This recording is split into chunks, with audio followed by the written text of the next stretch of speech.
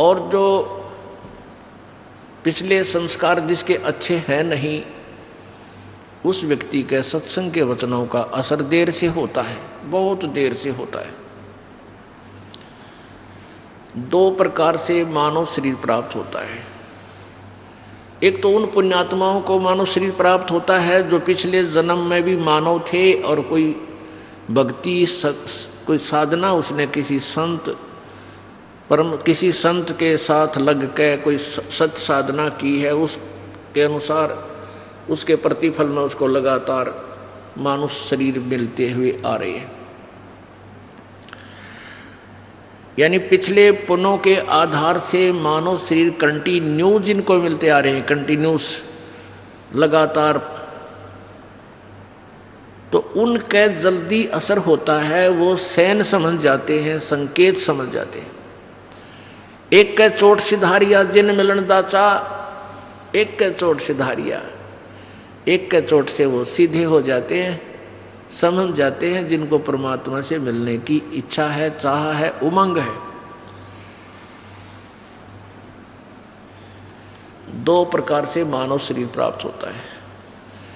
एक तो वो पुण्यात्मा जो पिछले पुण्य संस्कारों से लगातार मनुष्य जीवन प्राप्त करते ही आ रहे हैं, और दूसरा ऐसा होता है, विधान है प्रभु का, कबीर परमात्मा ने विधान बना के इस काल को दे दिया कि 84 लाख योनियों के शरीरों में कष्ट भोगने के उपरांत एक टर्न वाइज मानव शरीर अवश्य जीव को दिया जाएगा।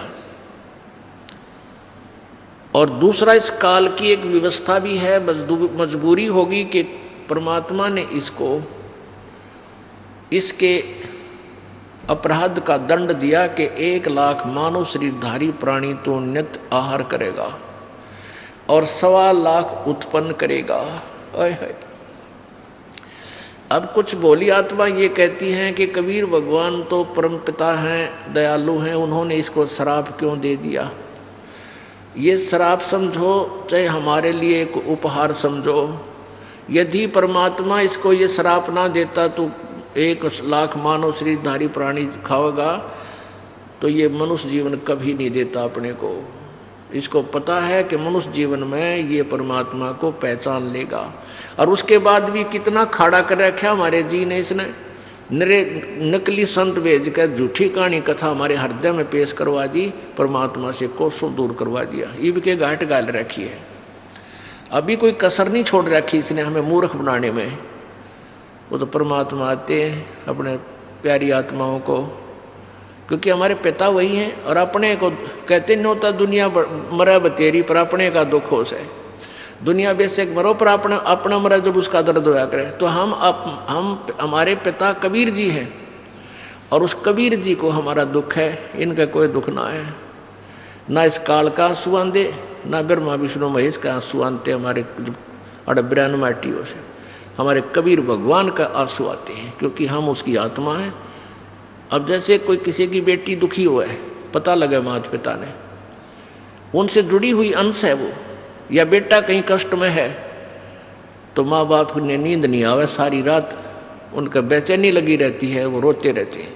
तो ऐसे ही हम परमात्मा कबीर जी की संतान हैं। चाहे आज गधा बना रखा है इस काल ने हमें, चाहे गधी बना रखा है, चाहे कुत्ता, चाहे सुअर, और चाहे राजा बना रखा है, चाहे महादेव बना रखा है, चाहे ब्रह्मा विष्णु महेश बना रखा है। हम उस कबीर परमात्मा की आत्मा है।